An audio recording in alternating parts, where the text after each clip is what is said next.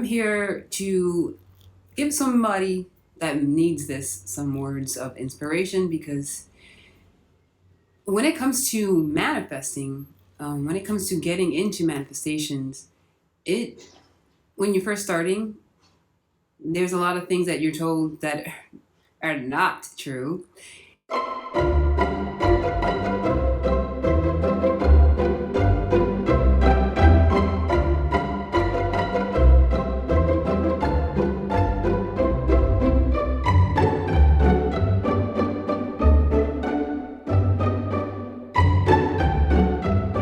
And they also are mixed in with religion that has that's job was to teach you about it, but they've made up new rules to abide for themselves to have more influence over you. So then when you kind of step away, depending on where you are in this journey, you kind of bring some of those things over, and those things don't help you. They will not help you. They're not for your benefit. And it's best to try to omit them. I'm trying to be as gentle as possible here and not offend anybody or get anybody upset. But basically, you got to change your mind about certain things so that they don't weigh you down. Because those rules don't apply here when it comes to the principles of manifestation. And there are 7 of them. There are 7 main principles of manifestation, the Hermetic principles, in which the law of attraction and the law of assumption are abiding by completely, but they kind of focus more on one more than the other. So, with that being said, it's like, if you learn those rules, if you ever want to find out about some of these rules, or the 7 principles, read the Kybalion, you guys. Read. You have to do your own research and find out these type of things. And then you'll find out that you're able to apply these rules to everyday things that are going on, and then things start to make complete sense, and you're like, oh, why did I think, or why did they do that before? You start to realize what it is really. Anyways, when you're dealing with all of this, it can be challenging.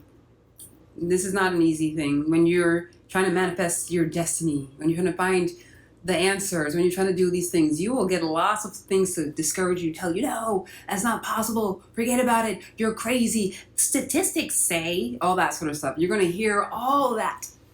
Don't even bother listening to it. Don't listen to those outside voices. Listen to the voice within. I sound like I'm singing a Christina Aguilera. Anyways, trust the voice within that's making you go for that thing. Like, I just want to find out about, I don't know, pickles. I don't know. I'm just saying that's the subject. It's my life to find out about fermenting pickles, and I need to do this. And people will say, pickles, man, that's not the way to go. It's going to make your teeth rot out. Don't even do it. Forget about it. Statistics say pickles they ain't the way. That's not, you're not real if you eat pickles, and then you kind of falter and you think, I guess maybe you're right. I mean, I don't put pickles on my regular sandwiches, only hamburgers, but I even take those out. Like, I don't know, I'm not sure. And it's really confusing, and it causes a lot of emotional imbalance. And the whole thing about this is to become emotionally stable.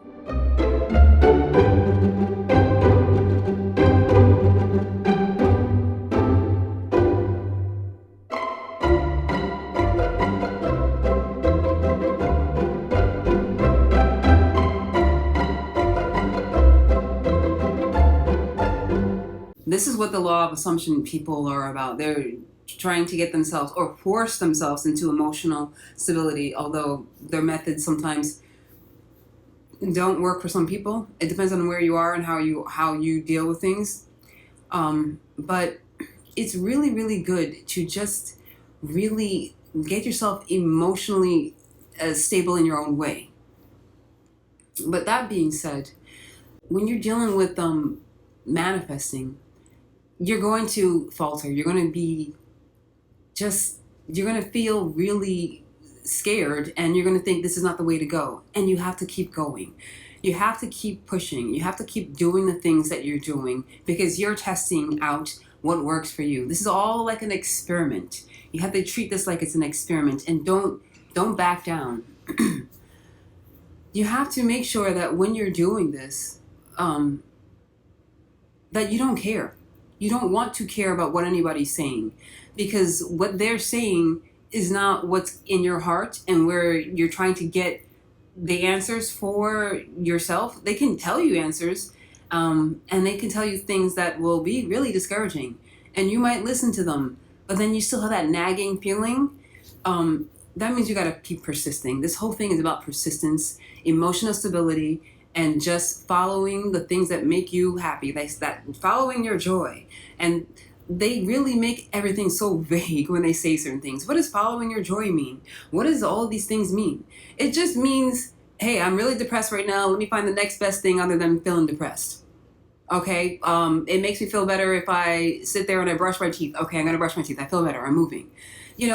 It's following your joy in that little small increments or in big increments. But either way, you got to keep doing the things that make you feel at ease, emotionally stable, that make you feel like, yeah, I'm doing something good for me. I feel satisfied within myself. You get what I mean? You have to do these type of things for yourself, not listening to what anybody else says.